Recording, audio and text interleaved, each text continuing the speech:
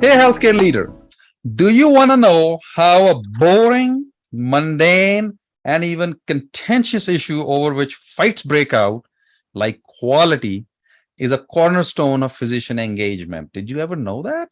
This is Healthcare Leadership Insider. This is Dr. Harjot Singh from harjotsinghmd.com. And this is part of our special series, Do This, Not That, for physician retention, recruitment, and well-being. Very hot topic for healthcare leaders because it is directly related to physician engagement, turnover, recruitment, effort at work, burnout, the whole existence of our healthcare workplaces. And today we have a very special program for you. Before we do anything, hit the subscribe button so you can continue getting programs like this. Now, you see, I didn't say the topic of quality is bad, but how it gets done in our organization leads to all kinds of bad things happening, especially as far as physician engagement goes. And we have a guest here who is a hero of mine. He's expert in these twin bitter pills of quality and safety. I am so proud, my co-author on this mega project, the project that comes once in 20 years and then becomes the authority on the topic, twin books on physician engagement that cover pretty much everything there is about basics, strategy, and tactics of physician engagement. My chapter from the book is free for you to download in the link below. We have Dr. John Byrnes here. Hi, welcome, Dr. Byrnes. Thank you very much for having me. He's a senior VP and systems chief medical officer of Adventist Health, aka 21 big hospitals in multiple states. Aside from his chapter in this book, which is the quality, the cornerstone of physician engagement, he's author of many books, including the Quality Playbook and Safety Playbook. He's a genuine, deep expert on these two topics. He's also one of my favorite authors. I have used his chapter called The Value of Physician Leaders to Teach for 6 years since it came out in 2016. And I want you to know he writes in such a way, it's like he's giving you a gift. He's doing you a service. His chapter is going to read like in 2 minutes and you won't even know that you learned so much. So without rambling more, I welcome Dr. John Byrnes here. So Dr. Byrnes, tell us about your chapter in the book and tell us why your writing or this chapter would appeal to any healthcare leader who's seeking engagement from their physicians. The chapter in the book, we've all fought with physician engagement for years, and especially our administrator friends need help and guidance in that way because physicians notoriously have been a source of, should I say, heartburn to them. But what I found over the years is that quality and safety are one of the easiest agendas to engage physicians with. So, in other words, physicians naturally love to help with projects that are going to affect their practice. And furthermore, when physicians are thinking about quality and patient safety, they just assume they deliver excellent care. Ask any physician in every room, how many of you deliver excellent care? All hands go up. Well, the fact is, only one can be at the top of the class in that room, and there's always the whole range within the class, all the way down to the bottom. And the second thing on quality is physicians often don't realize that when it comes to the clinical aspects of quality, they affect 85% of the clinical outcomes produced in the hospital or their practice. And that's because of the medical decisions they make and the orders they write. I was at a board retreat once doing a presentation and I shared just that line. And I could see my physician colleagues around the table, the lights went off. And they said, there were several comments, oh my gosh, I didn't know I impacted quality to that extent. And it's, yes, here's the literature. And there was one colleague in particular, he looked very worried. He came up to me afterwards. He goes, I had no idea. Now I'm frightened. Like, doctor, please don't be frightened. I didn't mean to scare you. But, the fact that it touched him in his heart and he took such a great responsibility for the quality of care he delivered, that told me that physician was indeed a very kind, very caring physician. And now that he knew his impact on quality, he would be one of the leaders in quality in his healthcare organization, not only by being part of the board, but a medical staff leader and actually an unofficial influencer in the physician community. So in that way, quality is just near and dear to every physician's heart. If I ask any physician, hey, George, hey, Dr. Byrnes, I'm getting ready to start a quality improvement team to improve the care for our colon surgery patients. Would you like to help and be part of that committee? 9 times out of 10, the question is always yes. So quality for me has been the key to driving physician engagement throughout an organization.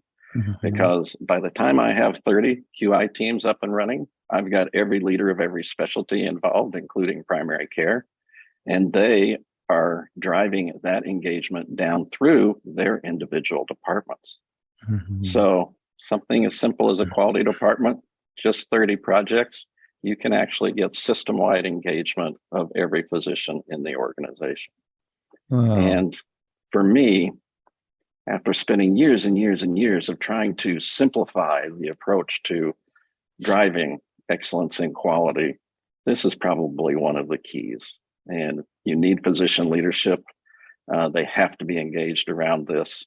And this is just one way I do it. You make it sound so simple that, you just go ahead and do that, but where do things typically go wrong in this process? Things typically go wrong if an organization has very bad relations with their medical staff. And then there's a lot of repair to do and trust to regain. So in the early days, it can go wrong in that the physicians don't trust you. They question you. The first time you roll out data reports that have physician profiles, you know how it is. Out come the machine guns and we blow as many holes in that data report as we can. So where it gets difficult particularly is around the data you share with physicians. All physicians are data driven. So those initial reports, how they're presented, is a key to success, or it's going to be the ultimate key to failure. And if you fail rolling out your first set of clinical dashboards that includes physician performance, if you don't get that right, it's going to take you 7 to 10 years to recover. It's the same thing as when a brand fails, say for Ford or General Motors. It takes them 7 years to get their reputation back and to be trusted again by the consumer.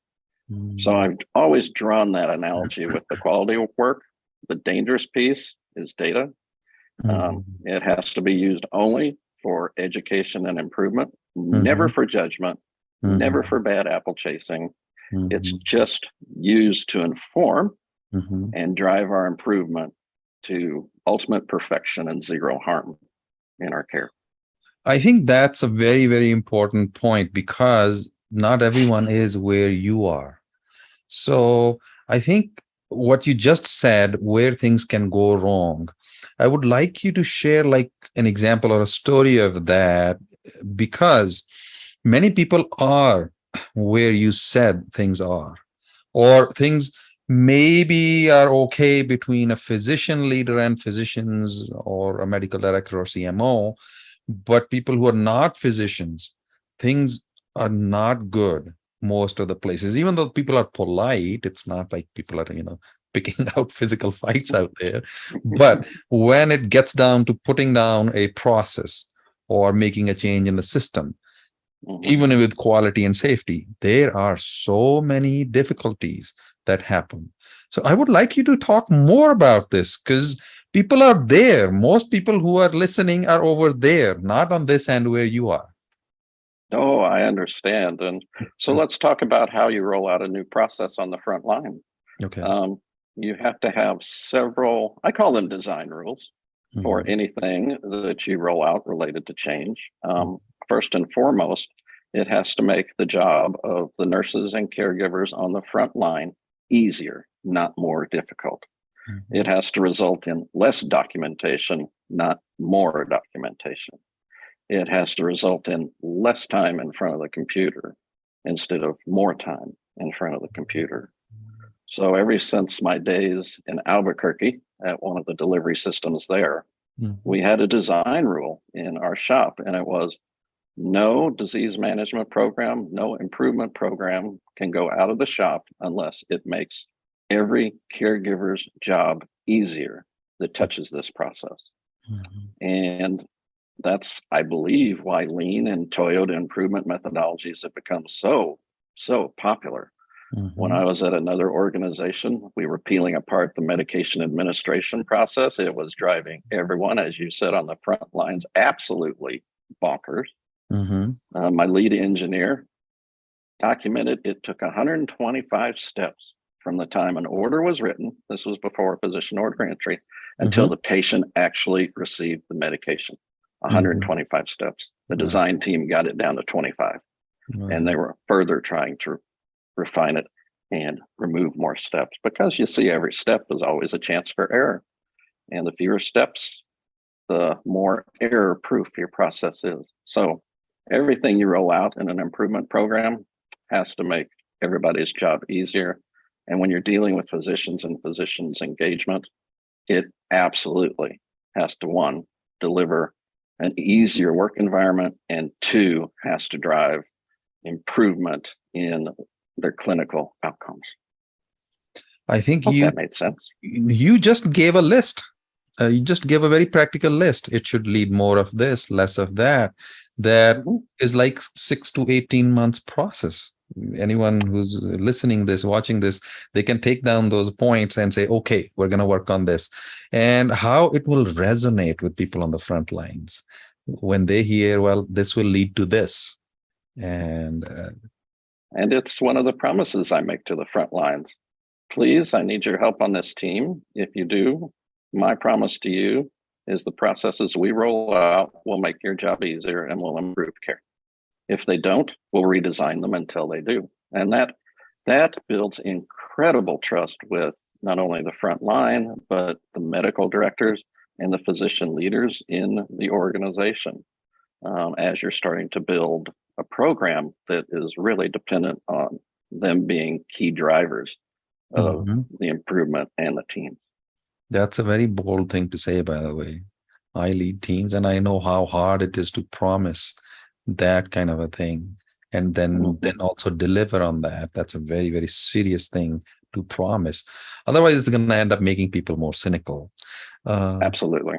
Yeah. in the chapter, you have a wonderful diagram, which is about the process, the first part of the process and the why of it, which I think is absolute gold.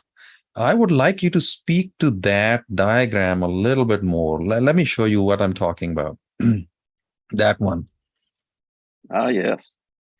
Yes. For years, I've studied physician culture, and every organization has a culture. Every specialty has their individual cultural attributes, Mhm. but there is a lot of commonality in physicians, and these are the key attributes of the culture that I use to engage them in the quality program. So, desire to be involved. We want to be involved in anything that affects our practice. Mhm. Period. End of story. Right. Mhm. So, if I'm designing a team around, say, bypass surgery, Mhm. then all of the cardiac surgeons need to be involved. And Mhm. it's as simple as saying, Dr. So and so, we're going to put together a cabbage team just to, improve processes, make it Mhm. easier on you and your colleagues as we're working in the OR and post-op. Can I ask for your help to be on the team? And 9 times out of 10, they say yes. Mhm. The things that drive them to answer yes is, one, the need to be involved. Two, we're all natural born problem solvers. That's what doctors do. Mhm. Uh, we are presented with problems all day long. Our Mhm. job is to fix them or remediate them for every patient we see. Mhm. We're also passionate about patient care. When I said earlier that we are focused on quality Mhm. and clinical excellence, Mhm. um, we, if I say this is to improve care for our patients and continue to hammer that point home at our various meetings, it engages physicians as well. Mhm. And finally, data driven and evidence based. We rely on data, whether it Mhm. be radiology reports, lab reports, to make our care decisions, our treatment decisions, our diagnostic decisions. Mhm. And so by using data that the physicians have come to trust and understand is valid for the kind of work we're doing in quality improvement and safety, that data will drive a lot of improvement, especially when you get to the point of sharing physician profiles that compares each physician to another, whether Mhm. it's blinded or whether their names are on it. Either Mhm. way, we are so competitive. There is no way where you're going to be at the bottom of that Mhm. dashboard, as I like to Mhm. call it. We do not want to be at the bottom of the class. Mhm. So often, driving improvement and engaging the physicians for me can be as simple as handing them the report, Mhm. making sure they understand it. This is Mhm. after several months of teaching them about it, Mhm. and just letting them go with no other word. They will Mhm. start to correct their practices to drive any measure they're not happy with. So I key in on that with great enthusiasm. Now, in this process, let's say if aside from competition, if it starts driving anxiety in some of the doctors, how do you help them with that? Yes, it's happened from time to time because when you first get a report, say on your performance with diabetic patients with diabetes, Mhm. you're going to be surprised.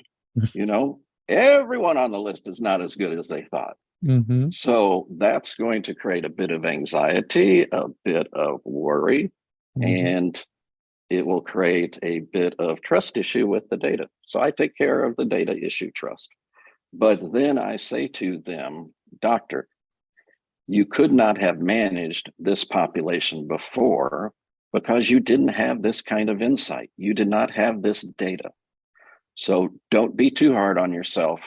Please don't get anxious, but let's use this information to drive improvement, which is going Mhm. to benefit our patients. So, as an example, I had a physician once where his hemoglobin A1Cs were around 30% of his Mhm. patient population. Mhm. He prided himself on giving excellent care to his patients with diabetes. Mhm. In 6 months, he had the highest hemoglobin A1C score, over 70%. And then he went to over 80% of his patients with diabetes, hemoglobin A1C less than 7. So Wow. you take that anxiety, you give them support, you're along with them on the journey, and together that can fuel a true drive for excellence. You But have we're all surprised the first time we get that data. It's like, ah, it's myself almost, included. yes, I know. I see it too for myself, and I know what it Yeah. does to me. First reaction is, but I Exactly. know, yeah. And uh, in the second half of the chapter, you have very solid recommendations. It's like a Mhm. list that someone can follow and say, okay, you can do this, you can do that. Like in the process, the things that are maybe seen as extras, but you make them sound necessary to keep physicians engaged in the process of quality or safety. So, of all those things that you list there, which ones are your favorites? Ah, yes. I think my favorites are routinely updating the data and sharing Mhm. it with the doctors monthly, Okay. because that lets them know if their changes are making sense and if they're working, and if not, they can course correct. But Okay. we have to get the data updated and in their hands routinely. It's just like our CFO manages finance with monthly financials. We measure quality with monthly data updates. So that honestly is one of my favorites. I don't know if it was in that particular list, but Oh, yeah. Well, this is, that's and very I had important. also pulled some of that from your quality playbook. Yeah. And that one has, because you talk greatly about celebrating success and Yes. in so many different ways. Tell us about that. I love to celebrate success. I was talking to a consultant earlier today. I said, the happiest I am at work. She goes, when are you happy at work? I said, when we get measures that are improving that's when you'll see a happy dance in John's office. So that is probably one of the keys, is to celebrate it with the team that made it possible, celebrate as an organization, thank them and give them credit for all of the strides that have been made. And one of my favorites at Spectrum, we had an annual Synergy Awards. And the long story is, I asked the director that was helping me to make it like the Academy Awards. And she did. Nice crystal trophies. We had 7 categories. Teams could nominate themselves or other teams for the awards. The team came to the awards dinner that night, and they brought their spouses because we wanted to thank them too. Yeah. And that became, I didn't know it would have such power to energize those teams to move even faster. And because people saw these awards showing up around the organization on people's desks or in, out on the nurse's station, it energized the organization to become more engaged. Absolutely. So it's as simple as a thank you. It's acknowledgement. It's a pat on the back for a job well done. And in healthcare, historically, we haven't done a very good job of that, but that is one of the most powerful motivators around engagement there is. A simple thank you. I've even heard that, letters I've written or notes I've written, those have ended up on refrigerators at home because the person was so proud of it. And that explains why mommy's staying late at work. So, it goes down low on the refrigerator. So the children can see and honestly, use an example to help drive their academic achievement, maybe. Yes, no, because you see, this malaise that medicine is bad affects children as well.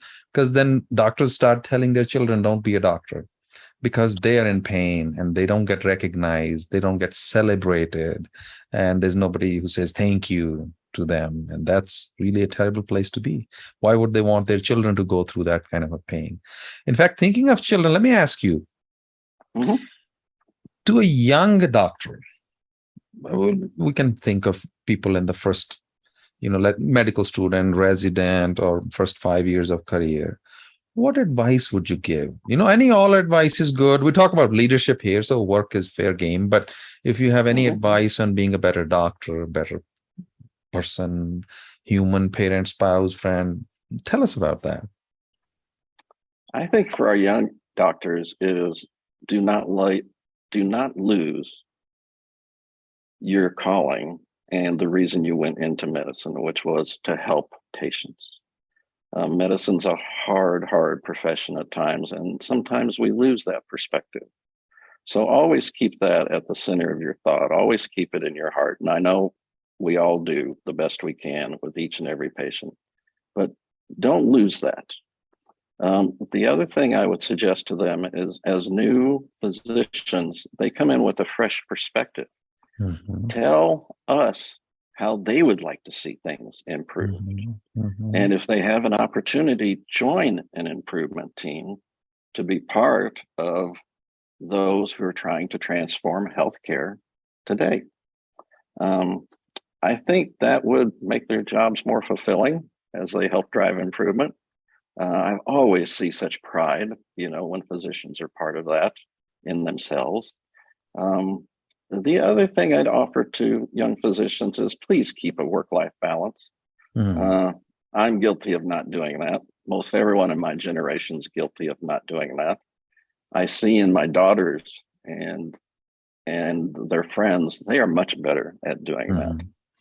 So that is just key to maintaining your health and your wellness so that you can deliver the absolute best care to patients and their families. And you see, no, I was going to ask you, do you have a story for that, or how a doctor can lose a purpose or catch it again in their life, or more meaning in their job or career? Yes. I think, I'll just tell you a personal story. At one time, I was at a crossroads. I did not know if I should continue my administrative route or go back to practicing medicine. And a lot of soul searching, goes on. It's like, Mhm. where do I do the most good? Where can I have the most impact? Mhm. And for me, it was, I want to be part of these teams that are improving care, because we're going to improve care for many more people than we would if I was just a singular anesthesiologist in the OR. Mm. So if a physician says to themselves, wow, I've got a panel of 1,500 patients, but I would like to have more impact than that. I Mhm. would like to improve the lives of more patients than that. Then join a couple of improvement teams or safety teams and know that, Mhm. you know, you are going to be impacting care then for tens of thousands of patients. It's a Mhm. multiplier.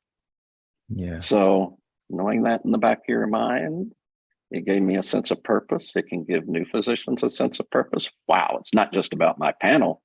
It's about all of these patients with this condition that we're on this team to improve care for.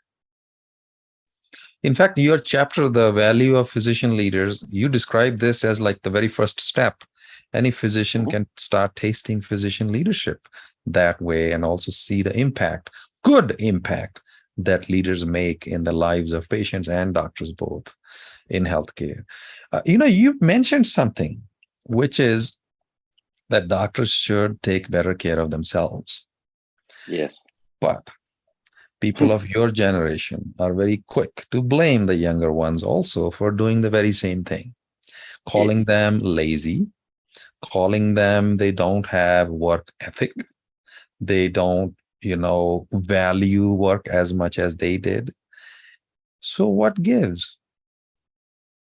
I think many of us are stuck in our old ways. It's hard to teach an old dog a new trick, right? Mm-hmm, Sorry to use an analogy like that. mm-hmm, But we were used to working 70 and 80-hour work weeks. That's what we mm-hmm, grew up in. That was our culture. That's how we practiced. We neglected our families. That was the model that was expected. mm-hmm, So the older physicians have to learn, as I did by working with physician leaders in wellness, that that's not healthy. And mm-hmm, maybe this newer generation might have part of the solution to maintaining work-life balance. mm-hmm, So I know a couple of physicians that actually work with our colleagues to help them in this way. When mm-hmm, they get, very close to burnout or have burned out, mm-hmm, they have to address these issues. And work-life balance becomes critical to that. mm-hmm, New things to learn. We have to have a few hobbies. You mm-hmm. know, how many docs in my age group have hobbies? Not so many back in the day. Um, how many docs are, eating healthy? Not so many back in the days. So Mm-hmm. we have another new set of skills to learn. And as we older physicians learn that, then I think the respect for our younger generation becomes more apparent. I hope that made sense. Yeah, it does. And I remember when I did an ACGME survey in my residency, I thought I had a very light week. And I had Mm, worked 84 hours that week. And indeed. it felt like, man, that was a pretty easy Mhm, week. I thought they gave me the paper for the wrong week. They should have given me when the work was hard. And it was 84-hour week. So mhm. but it's kind of like this. What you just said can be said at the same time. Let's say if a senior leader is stuck in their ways, Mhm. what can a younger doctor do to help them understand this? Oh, now there is a challenge, right? Mm-hmm. Um, I think the best thing the younger doctor can do is just model the new set of behavior.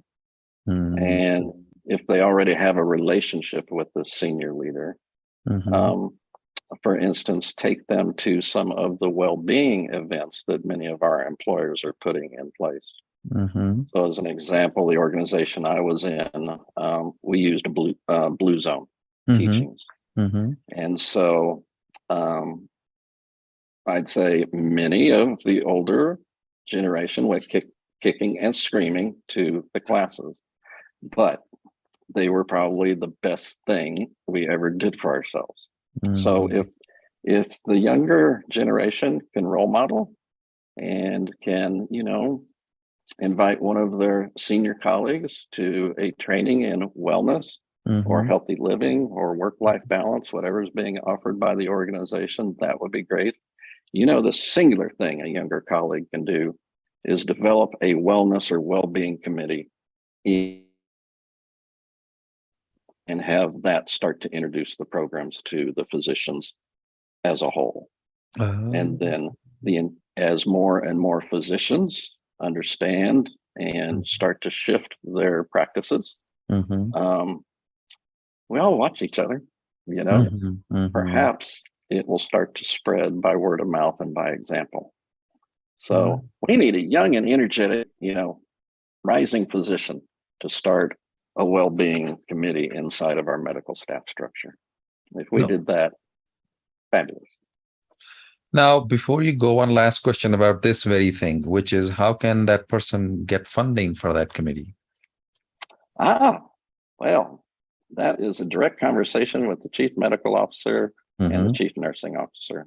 Mm-hmm. And I think in today's world, those leaders understand the importance of it and probably already are thinking about doing it. Mm-hmm. They just haven't launched it. So I think the funding's there. The funding doesn't take that much money. Mm-hmm. But organizations large and small have now realized we have to do this for Mm-hmm. our associates in total, our physicians in total. And, if I were going to make the business case for it, I would look at our burnout rate, our resignation rate among physicians, our retention rate, and I would look at how much it costs to Mm-hmm. rehire into those positions. Mm-hmm. It's very expensive Mm-hmm. versus launching a wellness program for our physician colleagues. Mm-hmm. I can guarantee you the literature right now shows that the business return is there financially, and it's there on productivity. Mm-hmm. It's there on associate engagement. Mm-hmm. Um, the business case is built. So I would Very, just put that together for our administrative colleagues and boom. very good. Very good. No, thank you, Dr. Byrnes. This was such an interesting topic, and we went off into something that's the engagement is like a subset of well-being, and Yeah. well-being of the doctor and well-being of the organization. The two together come in the form of engagement. And you teach in this chapter, and your books on Quality Playbook and Safety Playbook are about how to use these things, which is what we do anyway, but use these things to engage physicians to create well-being among them. In fact, even work doesn't remain like a bad thing that needs to be balanced as much with the good of life, whereas work becomes good in itself as well. I loved what you said today. Well, so that's a wrap of this episode of our special series, Do This, Not That, for physician engagement. Hit subscribe so you can get the latest episodes as soon as they come out. Write to me so I can prepare more programs to serve you, and look in the description below to download your special report, other goodies, and Dr. Byrnes's chapter, The Value of Physician Leaders. Also, I'm going to include the link down there to start your journey. Thank you.